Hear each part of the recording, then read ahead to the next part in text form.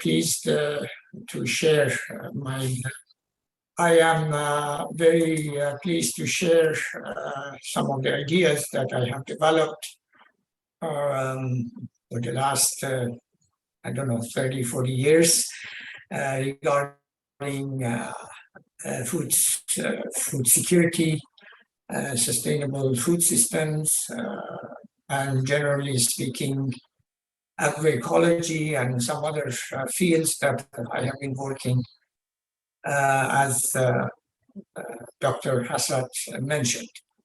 This specific work regarding urban-rural linkages and feeding megacities was one of my research program in Research Institute for Humanity and Nature, RIHN, which is in Kyoto, Japan. I used to go before COVID every year, at least for 3 to 6 months, both teaching and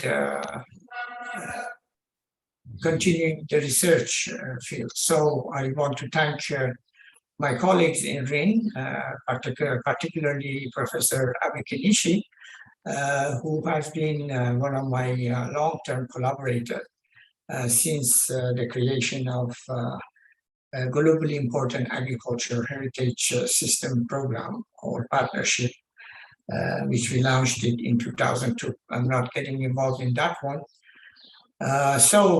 Essentially, I'm going to talk about urban-rural linkages and feeding megacities for the future.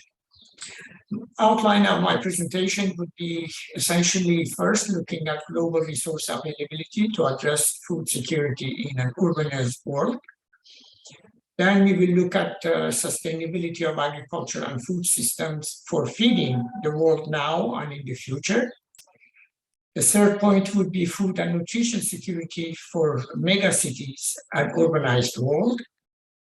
Fourth item would be enhanced urban-rural linkages, integration for sustainable food system. How can we integrate urban-rural and link them together?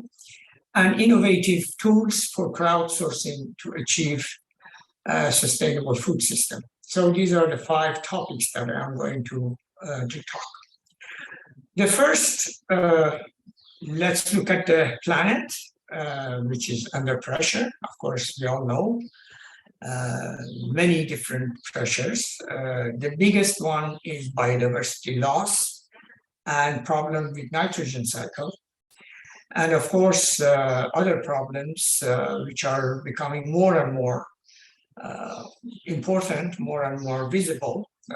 First is climate change, ocean acidification, ozone depletion, phosphorus cycle, which brings a problem, particularly for soil fertility, fresh water use, which is pretty dramatic, particularly in drylands and some developing countries, and land use change, which is also affecting many of these issues, which I will try to explain a little bit.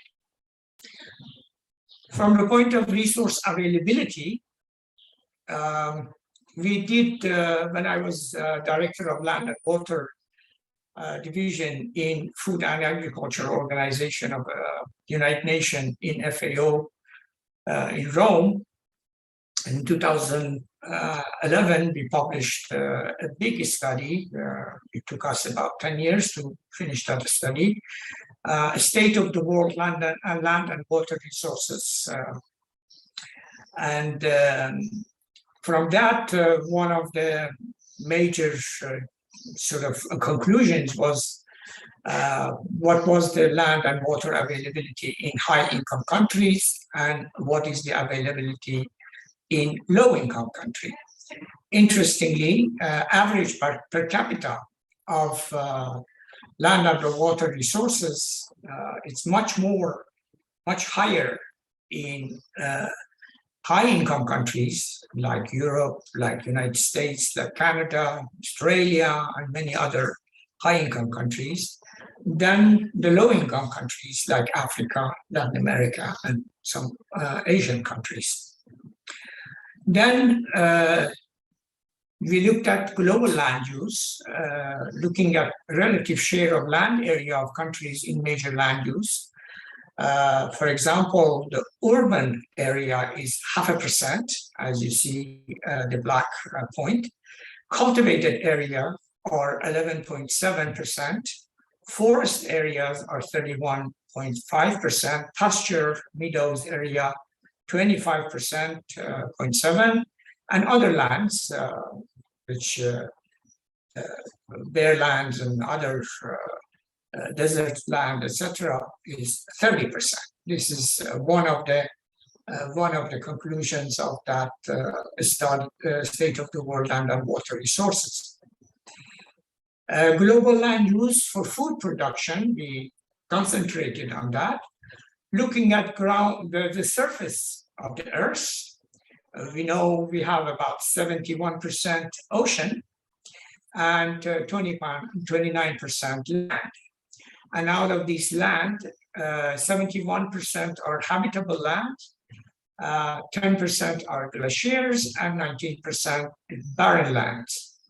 And then habitable lands, 50% is in agriculture, 37%, and forest, 11%, and shrub. And then agricultural land, we have 77% of agricultural land is for livestock production, meat and dairy production, and 23% is for croplands. And then for global calorie supply, there are 18% is coming from livestock sector, 82% come from plant-based food, and for global protein supply, 37% come from meat and dairy, and 63% come from plant-based food. Of course, these are the information which are written in our report, and you can explore more. Just to give you a holistic picture of how we are using our land. Then the use of land and water by agriculture is somewhat interesting because for the whole land areas, land surfaces, agriculture is using 12% of land for food production, while agriculture uses 70% of all water. So total water's use for agriculture is over 70%. I will explain a little bit that specific problems, how it's going to be sort of becoming more difficult.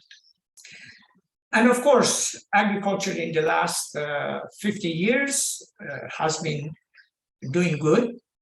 World cultivated land increased by 12%. Irrigated land increased by 117%. And agriculture production, of course, producing food,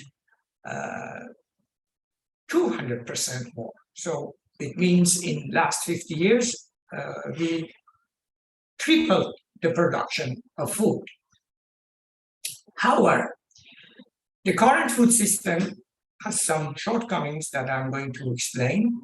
We have nearly 8 billion people in the world that they are living on the earth. More than half of them live in the cities. It's actually 60% practically. Nearly 1 billion people have too little to eat, and over 1.6 billion eat too much. These are statistics which is coming both from FAO for the food insecurity, but overweight also coming from World Health Organization. And more importantly, more dramatically, we are wasting 30% of the food from farm to fork. Means this 30% of the food which is wasted either is wasted on the farm or wasted in our refrigerators. This is a quite concerning issue, especially with the urbanization and the food waste in urban areas. The water The water scarcity is a very big problem, particularly in part of Africa, Middle East countries, part of Asia, particularly Central Asia, and of course also part of America, and particularly Southern America. In fact, 1/3 of the world's population live under water scarcity or water stress. So it is quite dramatic, and particularly it is dramatic because the agriculture is one of the culprits of this situation. Of course, other problems that we have with the world is nexus of land degradation, desertification, climate change, poverty, and migration. These problems are interconnected. For example, erosion in mountain areas, salinization in drylands, desertification in many areas, particularly in the Middle East, North Africa, part of Asia, sand dune encroachment, the dunes which is moving and invading farmlands, like the picture down at the left. Of course, excess raining and water in many cities which go underwater, particularly in Asia, in the Philippines, in Japan, in some other areas.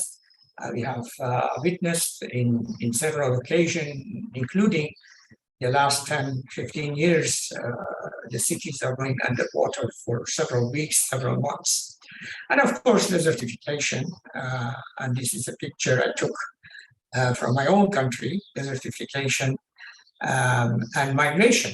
A lot of these people do not have food, they don't have land, they don't have water, so they migrate. So the migration is something which has to do with our resource use. Another problem associated with cities is the climate change. In urban and peri-urban areas, 75% of commercial energy is consumed. 80% of the waste is generated.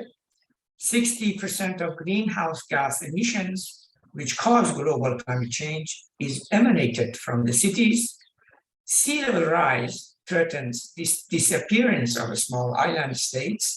For example, if sea levels rise by just 1 meter, many major coastal cities will be under threat.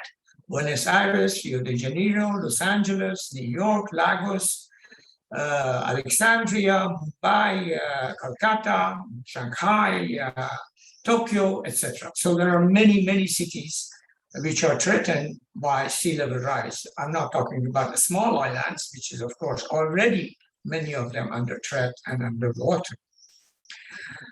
Climate change, of course, is a global problem, but the worst is that those with least resources have least capacity to adapt and most vulnerable. So Africa and part of Asia, but also part of Latin America, are countries which are very much threatened, particularly the poorer people are threatened by climate change. This is a problem which not only creates many disorder in cities, but also in rural areas because of the climate change. The production of food has become very difficult and often aleatoire.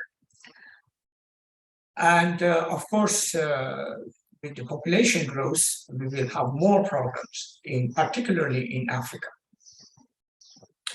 There are many systems which are at risk, and in this state of the world land and water resources, we recognize the hotspots of agricultural system or food systems which are under threat by different type of phenomena. Like, for example, the blue ones are under floods and sea level rise. The blue one, dark blue, is water scarcity. The pollution is the one is pink. The light pink is loss of biodiversity.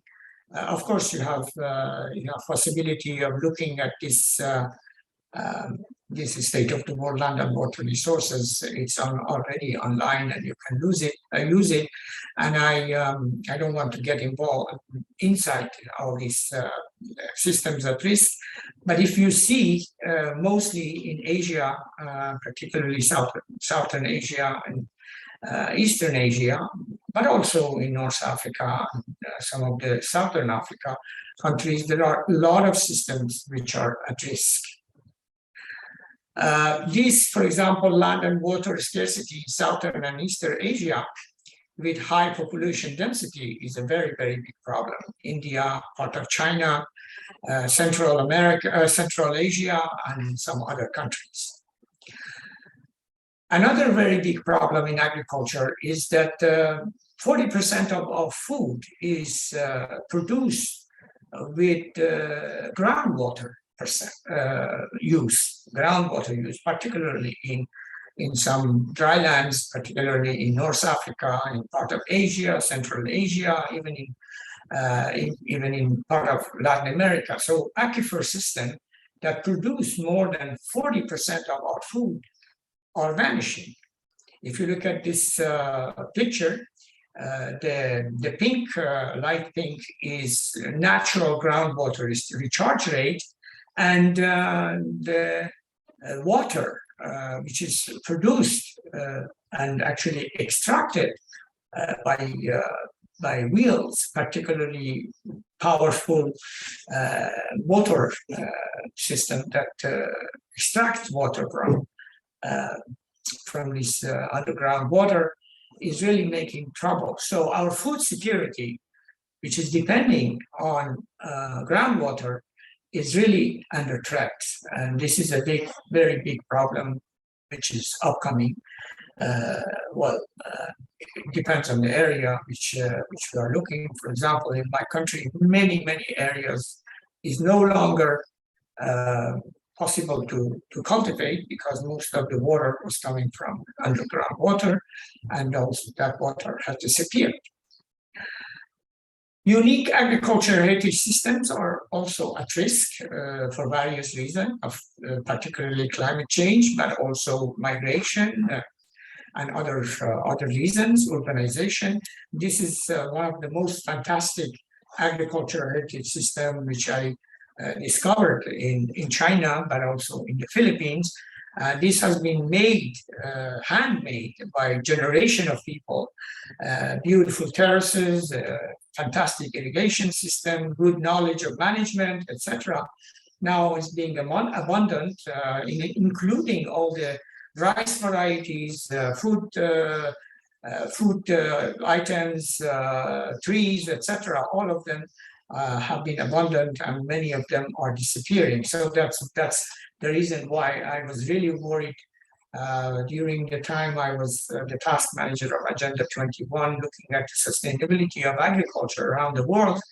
And I created this the concept of agricultural heritage system, globally important agricultural heritage systems, in order to look at them very carefully.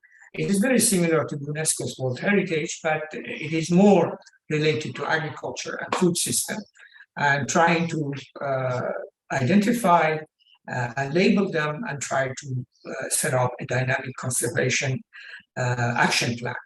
There are now 60-some globally important agricultural heritage system, many of them in developing countries like China, India, Mexico, and other places, but also some developed countries like in Italy, Spain, Japan, etc. So these are very important references of ingenuity of humans to create such a wonderful agricultural system, which are under threat, both because of the migration, but also because of urbanization. Now, when we are while we are moving towards 2050, the challenges ahead are enormous. The first challenge is looking at the population increase, particularly in least developed countries. Least developed countries' population increase is 4 times than developed countries. So, and this population, of course, as I said, resources are becoming scarce, and the system is not anymore functional because of various reasons, including climate change. So those people start to migrate. Of course, I'm not talking about the war, because war also is one of the reasons that there is migration, but mostly food insecurity, particularly in Africa and Latin America, create all these migration. So this is one of the biggest problems of the world, and how to manage. Of course, resources are enormous. We do have a lot of land resources, but it's not distributed, as I said earlier, equally. Then development of world megacities. Megacity is defined as cities over 8 million people. So if there is a city more than 8 million people living in it, it is called megacities. And if you see, there is a lot of megacities, particularly in Asia, but also in America, Europe, and sometimes a few megacities in Africa. So it is another big problem, how to feed these megacities. World population and urbanization. 93% of urbanization is happening in developing countries. 93% urbanization is not happening. It already happened in developed countries. By 2050, the developing world will have 5.3 billion urban dwellers. So 5.3 billion will be living in urban areas. 63% of urban population will reside in Asia alone, like 3.3 billion people in cities in Asia. So these are big figures. So we need to really somehow manage these cities, manage cities in China, manage cities in India, manage cities in some of the other developing countries, Sri Lanka, etc. So we really need to think about how we are going to deal with this urbanization. And towards 2050, according to FAO, food requirement is 60% increase in food globally. And if we only look at the developing countries, we need to double plus 100% food increase in developing countries. Now, there is another big problem, particularly with urbanization, is change in diet and reduction in food diversity. At this moment, rice, wheat, and maize form 90%, 90.1% of our food. As you see in this graph, you see maize, wheat, and rice. And then you have barley 6%, sorghum 2.7%, millet, etc. So it is enormous, loss of diversities. And then reducing biodiversity, health, and nutrition, which is connected. If we eat all day long, or many places, they essentially eat very sort of simplified food. Obviously, this simplification also reduced biodiversity. And then we have hidden hunger, which is missing micronutrients, which essentially with diversity of food, we could recover it. More than 2 billion people worldwide have missing micronutrients, mostly women and children, particularly in developing countries. So there is these problems, not only in developing countries, but also in the developed countries. We have a double burden disease of affluence, they call it. It's like type 2 diabetes, obesity, heart diseases, all this is related to food we are consuming. It is less diverse, less nutritious, and lack proteins often, or too much protein, depending on how we feed ourselves. But mostly vegetable proteins have disappeared from our nutrition. Of course, this has a huge impact on water. The changing diet, which is happening in developed countries, like eating beef. For 1 kilo of beef, we need 15,000 liters of water. For 1 kilo of cereal production, we only need 1,500. So it is 10 times less water for producing cereal than producing beef. Fruit is even less. It's about 1,000 liters for producing fruit, water.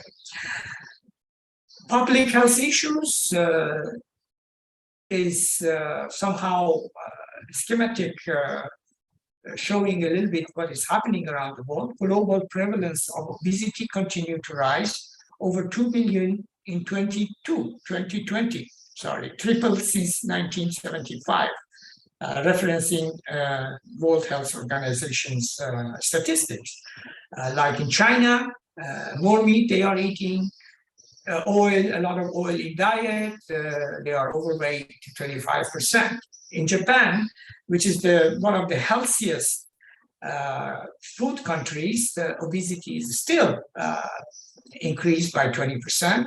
Philippines, overweight 21%, particularly higher in women. Thailand, overweight 32%, obesity 8%. US and UK, no, let's not talk about it because it's 70% and 64%.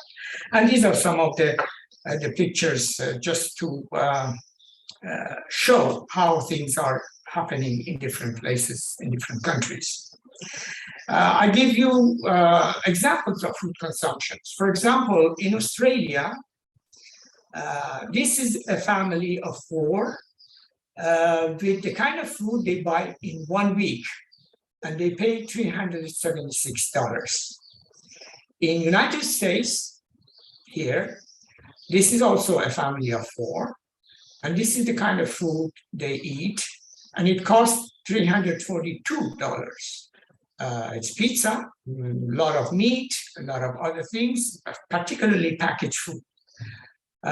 We are looking at India, again, the same 4-member family. They don't spend much in food, $40, $39. And most of the food is vegetable. Of course, this is a traditional system. This is more in the village, but also, peri-urban areas, the food is still vegetable-based. But if you look at Africa, the disaster like in Chad is a family of 6, of course, with the babies and children. They spend only $1.23 for their food of the day. So it is absolutely unimaginable, the difference between eating from a very, very poor country to a medium country and to rich countries. And of course, the food that eat in rich countries, it's packaged a lot and it carries a lot of footprints, environmental footprints, which I come later to talk about.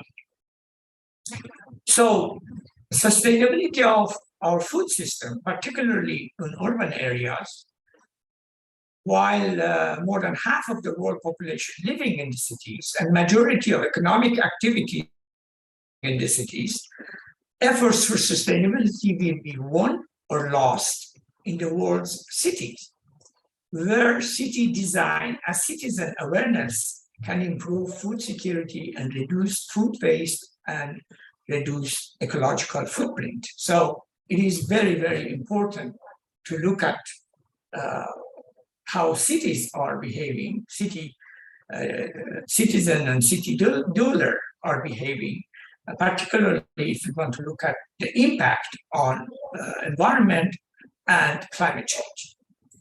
Of course, there are other problems that associated, like large-scale agricultural investment by land grab with companies because they want to produce, for example, palm oil. They want to do a lot of production. This is a farm in the United States, which is thousands of hectares, and with the same cultivation, same plant, all mechanized, etc. So you can imagine the footprint of this kind of farming. In addition to the land grab, means most of the time countries, I mean, for US it's different, but the countries are selling, developing countries are selling their land to big companies like in the Philippines, like in Argentina, and other places.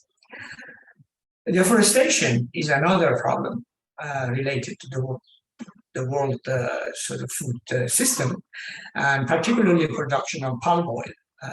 This is, for example, in Sumatra, the entire forest have been erased to produce palm oil.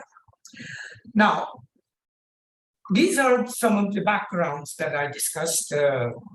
This is a big picture, what is happening around the world.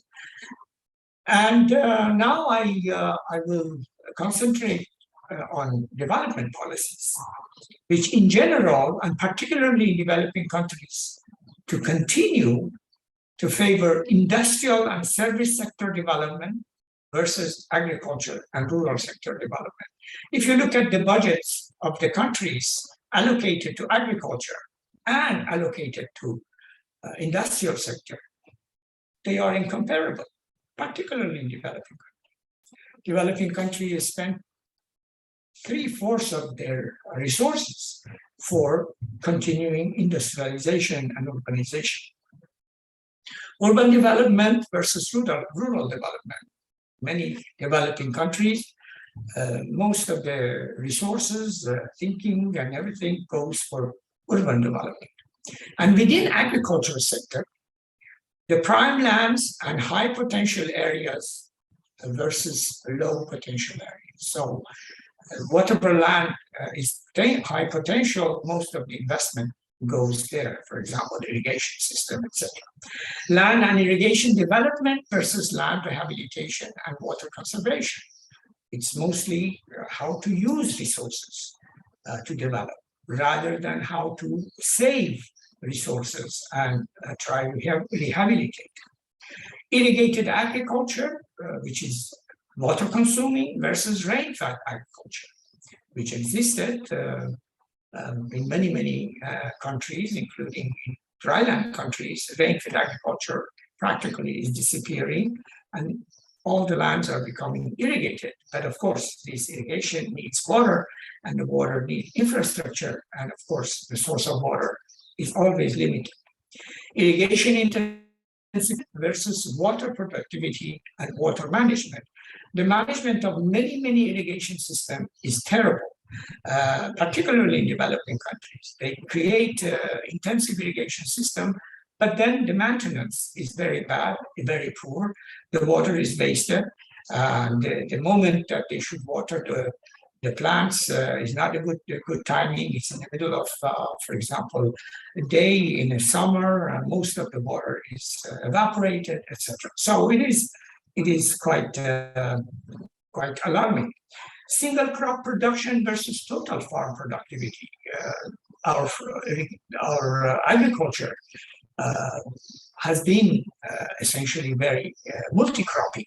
In many countries, now we are talking about agroecology. Agroecology is based actually on traditional food production, traditional agriculture, which is multiple cropping, which of course conserve not only nutritious food, bring nutritious food because of the multiplication of different species, but also multiple cropping, protect biodiversity, protect environment, etc.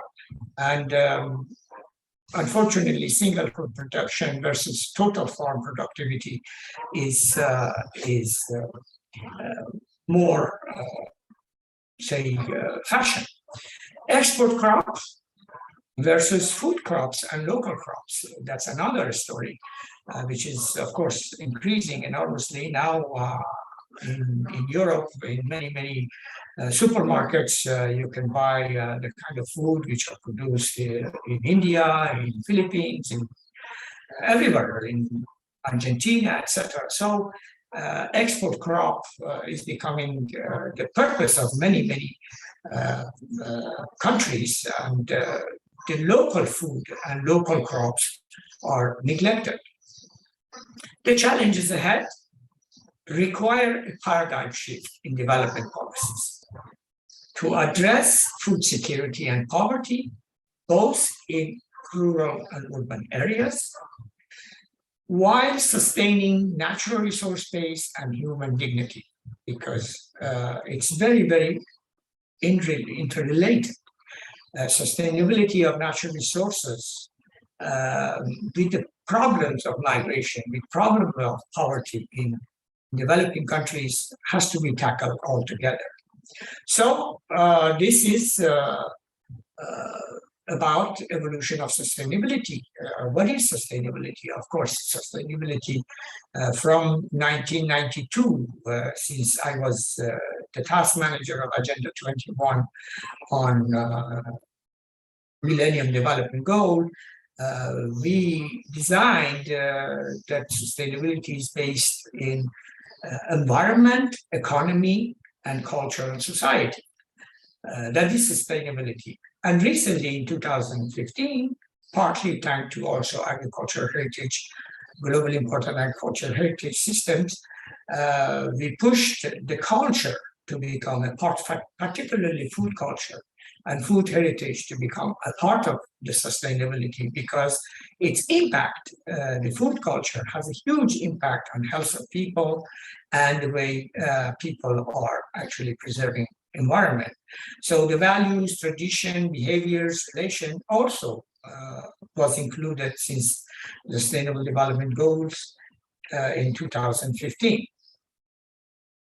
So, of course, urbanization is not all that, and it's a trend that we should accept, but there are potential benefits of urbanization that we should really consider.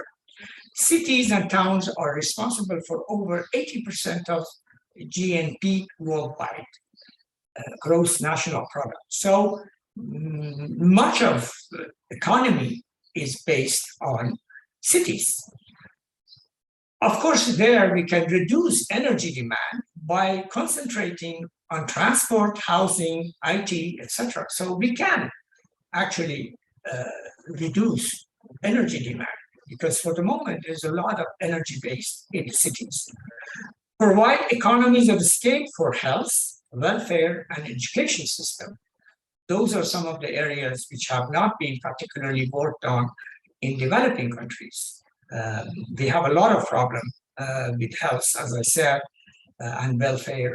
The poverty is really in peri-urban areas is drastic, and we need to really look into that. Of course, potential benefit of urbanization is offering autonomy, mobility, participation, but these potential are not assured. Urban inequalities, heightens vulnerability, risk, and exclusion is tremendous in many cities, including in Europe, where I am living. We know the people who are being excluded from the main society. Drivers of change in food system in megacities are several. First is globalization. As I said, globalization now, food is exported from the farthest countries to Europe and to America and others. The other one is conflict, which we are witness these days, particularly with the Ukraine war, and the climate change, which has been on the agenda for the last 20 years or more. And it is very important and becoming more difficult to deal. These create food shortage, food price increase, food hoarding, means people, because they are scared, for example, during the COVID, a lot of people was lining up to buy food from supermarket to keep it in their home. And of course, that created some shortage of food in some cities. And food contamination, that's another problem with, of course, export-import food. If the countries are not really having the right system of, saying, looking at the issues, of course, there would be food contamination, which these actually create, of course, food insecurity, but deterioration of health, deterioration of nutrition, loss of life, conflict, economic instability, political instability, social instability, and all these are issues which are driving food system in megacities. Many megacities, particularly in Africa, are facing these problems that which I have enumerated. Another interesting issue to look at: who feeds us today? This is an FAO study which was done also during my time. We still have the statistics confirming that 70% of food is which is consumed is produced by peasants, not big company, not big farmers, not sort of American type or Australian type or European type. This is essentially small farmers and peasants produce 70% of food which was consumed. Of course, somebody would say, well, how come? It's because that the majority of the people are poor, and these poor people feed themselves, and majority of these poor are peasants, are farmers, small farmers, so they produce their own food. So that's why we have this 70% of the food which is produced by farmers, by small farmers, peasant farmers. So a major opportunity for future of Earth is smallholders and family farming, because not only they produce the bulk of the global food, they are the largest number of stewards for the environment and its services, including biodiversity. Small farms are very, very biodiverse because they have to be resilient to climate, to temperature, to lack of rain, etc. So they have created these ecological systems, which is coming from the past. It's a knowledge that has been accumulated by farmers, small farmers. And in fact, higher and sustainable productivity increase at their level will have a major impact on poverty reduction, economic growth, and climate change mitigation and adaptation. In fact, it is a win-win-win option, because by increasing and supporting smallholders and family farmers, we bring all the dimension of sustainability together. And this is definitely why many institutions have been supporting international decade of family farming, which is this year is the second year of that. And we are hoping that in this decade, we could really connect agroecology, which is a new science, but it has its root in tradition, agricultural, smallholder agriculture, and bring that for better and more diverse food production. Rebuilding sustainable food system require combination of knowledge, but not only scientific knowledge, but also traditional knowledge, culture, identity, social cohesion, and spiritual value, health, not only human health, but also ecosystem health, market, accessibility, affordability, and particularly environmental services. These small farmers protect diversity, like preventing erosion.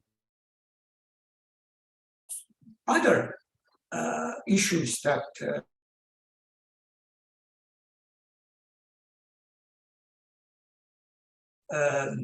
discussed for the last 20 years have not been really implemented. discussing with some farmers, they receive some payment for their environmental services. And benefit, of course, not only food security is maximized and as dependence on import and fossil fuel transportation, supporting local economy and local producers. Local food are often cheaper, fresher, seasonal, safe, tasty, and of better quality. Full traceability and greater understanding between the producer and consumers, and many other benefits of local food production. This is an interesting work that we did in Japan. We have urban agriculture around Kyoto, and the producer put their food boxes. Each product is written what it is and how much it costs. For example, cabbage, etc. And you go around and collect your food, and it is direct access of food produced the same day by urban or peri-urban areas. This is one of the examples of interesting work linking urban peri-urban agriculture.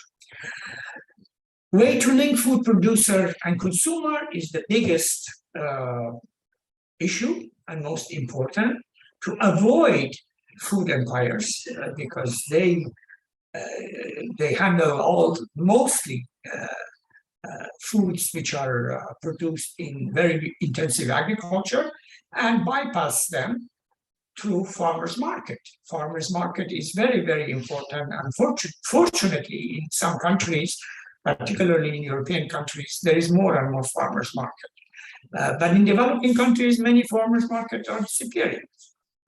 One other work that we have been doing is georeferencing and geotagging for production through an application we have, which is called Ag Legacy, which farmers is capable of reporting where is his farm, what is he or she is doing, taking picture of the trees or fruits. So this is an example, for example, in Tunisia, that the work which we were doing with the farmers. And of course, then it is shared on a platform similar to Facebook, and some scientists also observing what is happening. And then if they have problems, they share, but also if they have products and services that they want to sell, they share with consumers. So a good connection between producer and consumer around would be interesting to enhance through modern technology. Promoting safe street food. I remember many countries in Asia, street food are a source of inexpensive, nutritious food, as well as income for many Asian urban residents. Street food tend to cater to a wide variety of consumer as they serve a tasty, wide variety of traditional fast food, they call it. Need legal recognition, improve safety and hygiene, avoiding food contamination and waste disposal. These are some of the issues that it is a fantastic offer by a lot of people who are producing a lot of good food, and well, of course, unfortunately, is disappearing. For example, in China, some other places like Thailand. But nevertheless, it could be promoted because it's direct producer to consumer. In conclusion, link the food production sources like farmers, peri-urban and urban agriculture, and design them for mega cities or for cities. Link food supply, processing and distribution, and make the food affordable for poor people, because quality is very, very important. Diversify food system and link them to nutrition, health, and biodiversity conservation. By the way, end of September, we have a big summit on Mediterranean food system in Italy, which we are trying to actually promote Mediterranean food heritage food system. And of course, it would be also available on internet. And if I have one session myself organizing, but there are many sessions on different aspects of sustainable food system, and you can follow that on the internet, Mediterranean Food System Summit in 28th to 30th of September. Of course, reducing food waste and use them for the poverty reduction and environmental protection. Those are some of the ideas. Develop decentralized wholesale food market, particularly farmers market, connect producer to consumers. And the way forward would be cities need sound food supply, distribution, and waste disposal. Waste disposal is very important in cities. Formulated in collaboration with the concerned stakeholder, integrating rural, peri-urban, and urban areas with minimum environmental footprint. Twinning, cooperation, and partnership between cities and rural areas, as well as among cities for both urban-rural food security.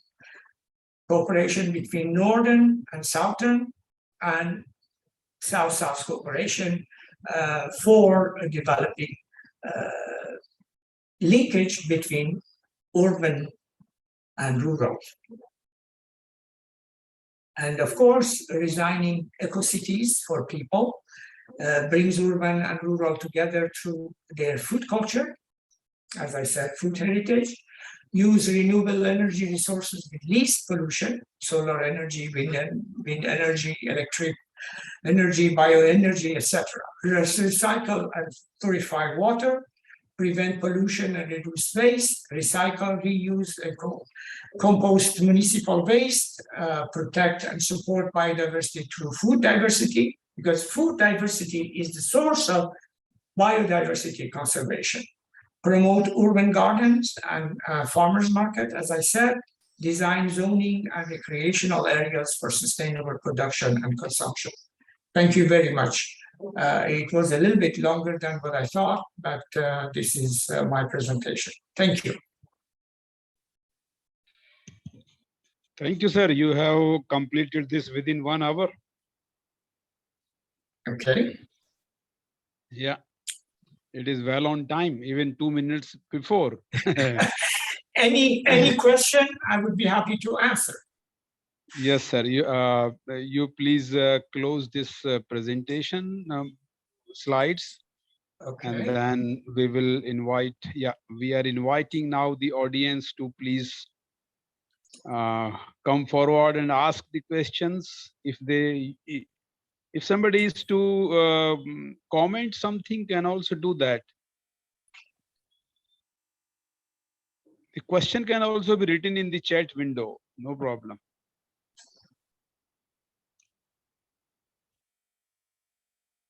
Yes.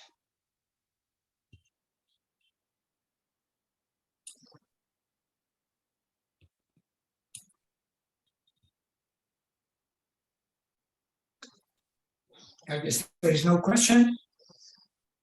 Let's see.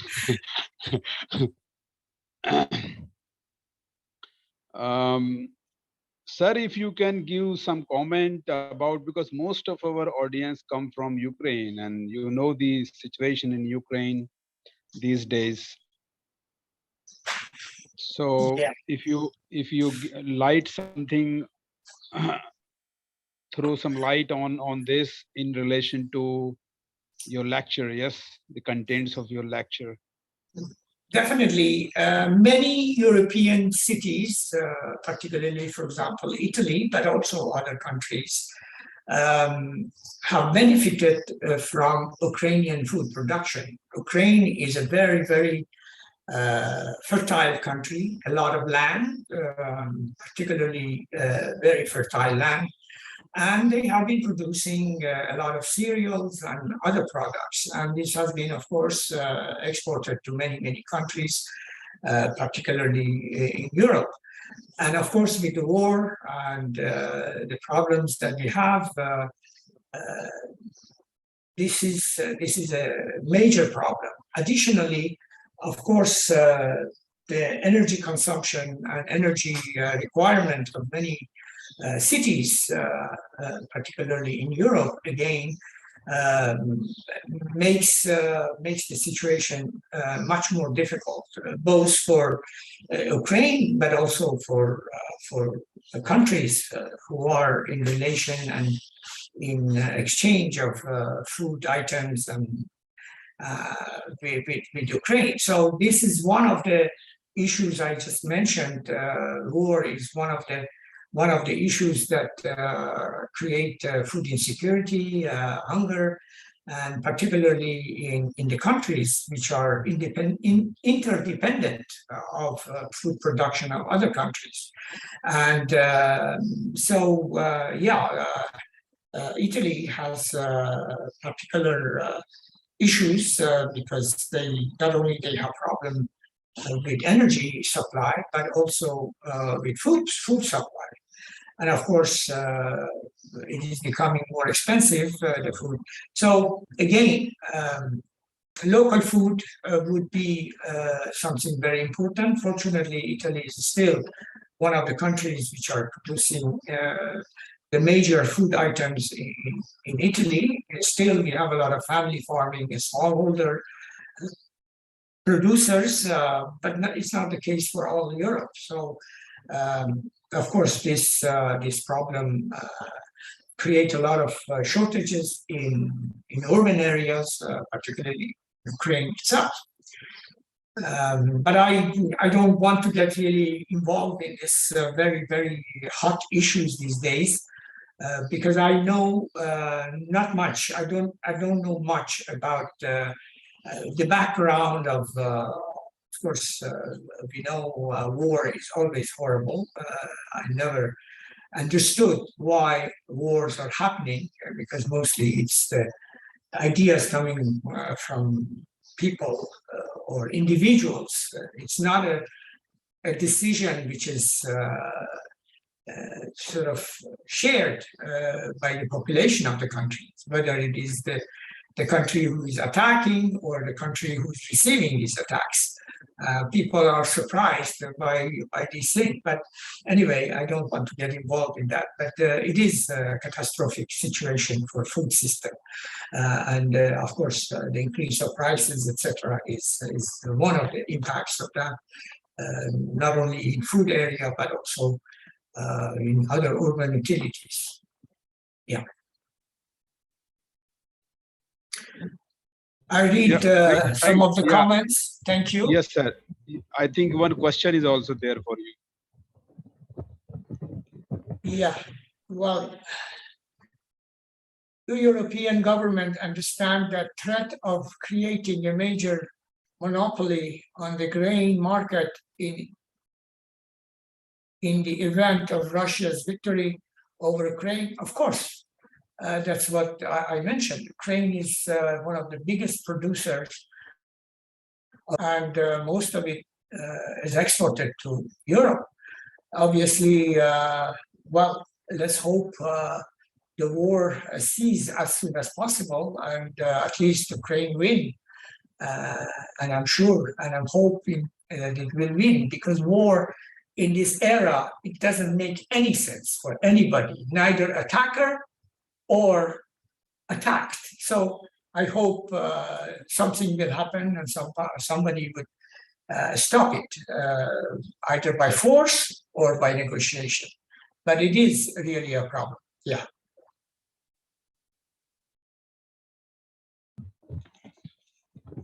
Okay. Thank you, sir. I again request anyone, if anyone is willing to have any question, please speak out, or can write in the chat window again.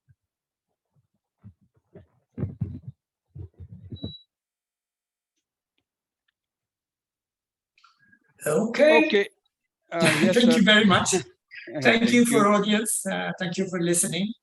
Anyway, this PowerPoint will be available on the internet. So, and my email address is, you can search my name in Google, you can find my books and my whatever I have done, and I will be available to answer any question later on. And I thank you very much for listening.